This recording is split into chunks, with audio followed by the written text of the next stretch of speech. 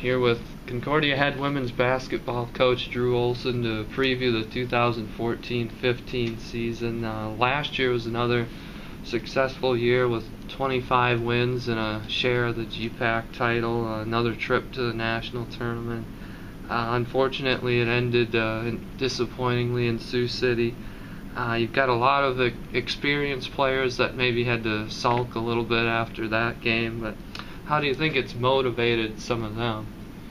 Yeah, last year was kind of bittersweet. We had really high expectations going into the season, and I thought that we had a great team, and then we had a couple of injuries to Connie and Jerrica and Brittany Bertel, and so our season kind of like got flipped upside down, and we had to do some things differently, but it was really amazing to see how the team continued to battle and see kids like Shelby Quinn and Devin Edwards and Kelsey Heiser really step up and take on bigger roles and really help the team. And then obviously Bailey and Tracy and Becky really taking on kind of the brunt of the scoring. But I think, and so it was like a great successful part of the season. But then we kind of ended a little bit sooner than what we wanted, and I think that really motivated a lot of our kids for this season. And the program's got high expectations every year, and I think just losing in the first round of the national tournament makes those kids want another chance at that and make sure that we don't do that again. You'd lose Kristen Conahan, who you talked about, but essentially you have 5 starters back because you had to fill in for her, including four seniors. How much has that group meant to this program, and have you had a senior class quite like this before? Yeah, it's an awesome class. I've never had any class like this.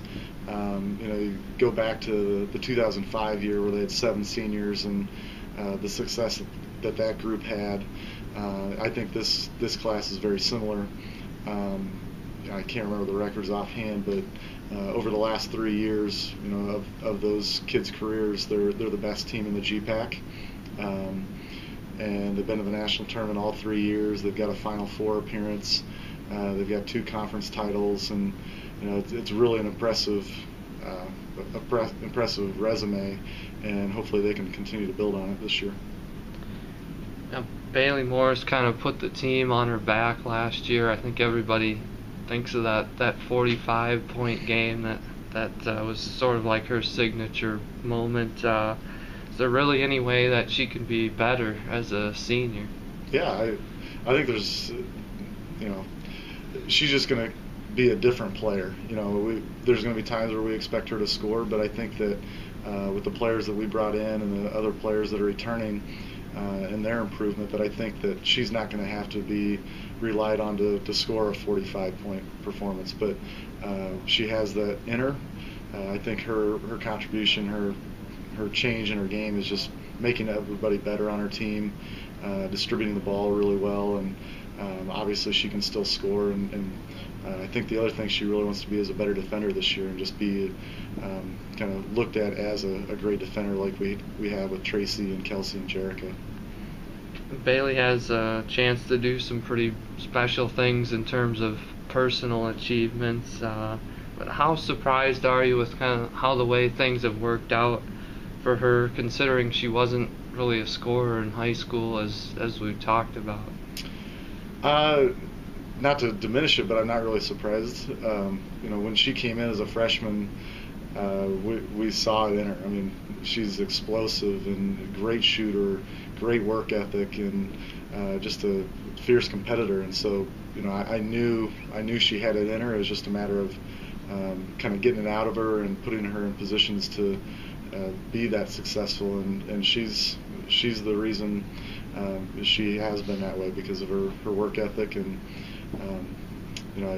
I think that last year kind of helped in terms of her stats and stuff, basically giving her the ball and letting her take over at times. But I still think that she would put up those numbers every year.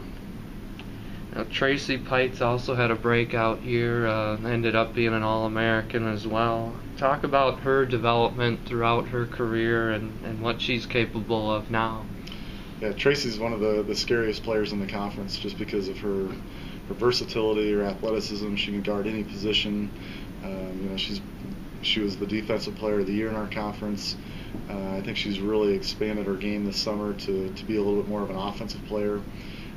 I just wish that she would realize how great of a player she is. I think that's the one part of the development that if she can kind of figure out how good she is, that's what's going to have that breakthrough, kind of what Bailey has realized. Becky Miller had a nice freshman season. In what ways is she improving now in her second year? Just more confidence and kind of more understanding. That freshman year is always kind of hard because you're, the first half of the season you're trying to figure things out, and then the second half of the season you're trying to catch up. And I think Becky's now going to feel a whole lot more comfortable and understand how she fits in with the team. And I think she's going to have a great season. She's a phenomenal shooter. I know that she's really worked on her defense over the summer and kind of had a little bit different mindset in her game in that way. But I think she's going to have another great season. Now, injuries last season kind of made it a necessity at times for Bailey and Tracy and some of the seniors to play 40 minutes or really close to that. If all goes right and you're healthy, you should have more depth this year. How important will that be to maybe give them a rest? It's huge, and I think we kind of felt that at the end of the season that we really did rely heavily on Bailey, Tracy, Kelsey, and Becky, and so at the end of the season they were a little bit worn down and maybe weren't as fresh as what we needed them to be in some of the bigger games. And hopefully, yes, we are healthy and that depth will be there, and it just allows us to play the way we want to be able to press the whole game and play a lot of bodies and just kind of wear people down. And, I think we have that with our incoming freshmen and with the kids that are returning. Just like you said, stay healthy and hopefully everything goes well. People talked a lot about the injury to Conahan, but Jerrica Pearson was having a pretty big season until she got injured. How key is that to have her back too? Yeah, that was huge. I mean, both injuries were kind of critical to our season. And obviously Connie did a lot of things with ball handling and scoring, but Jerrica does all the dirty work, and that's something we kind of missed out on. It's another post player that can defend inside, great rebounder, just tenacious and great energy. And the last couple of days in practice, I've seen Jerrica kind of get back to the old Jerrica and 100% health, and so she's looking really good, and she's going to be a big piece to our success. Now you have Mary Janovich and Jade Janovich, both really good high school players in the state of Nebraska. What do they add to this team? They had a lot of potential. Great athleticism. They're both kind of different players. Mary's a little bit more defensive minded, and she's going to score without really needing plays called for. But she's a great defender. And Jade's a little bit more offensive minded. She's a great attacker with the ball and great passer, great vision. Like kind of said with Becky last year, we just need both of them to kind of get out of that freshman mode and figure things out a little bit quicker.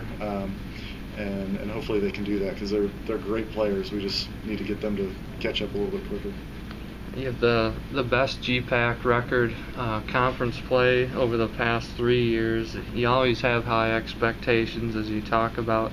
How have you handled that with your players from every year, kind of trying to meet those expectations when maybe they're even hearing it from outside that they could do something special? Yeah, it's hard if you kind of have those expectations and let those kind of burden you, but we don't really think about them once the season starts going, and we just, cliche, take one game at a time and keep our focus on the next step. And for the most part, we don't really think of it as a burden. We want to have fun, and we want those expectations. We want to embrace them and take it on as a challenge. So I don't think it really hurts us at all.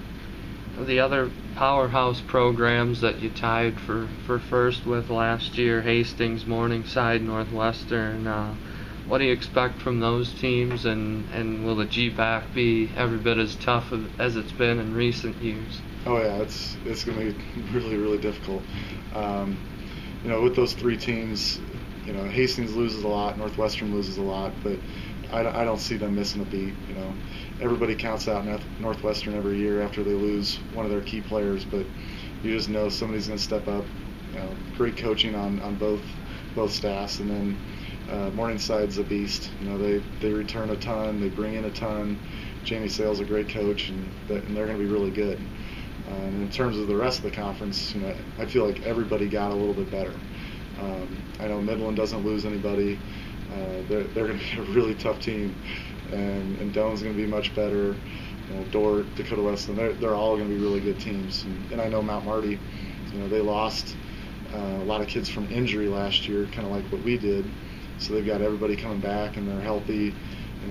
Everybody's going to be tough, and it's going to be kind of a brutal schedule.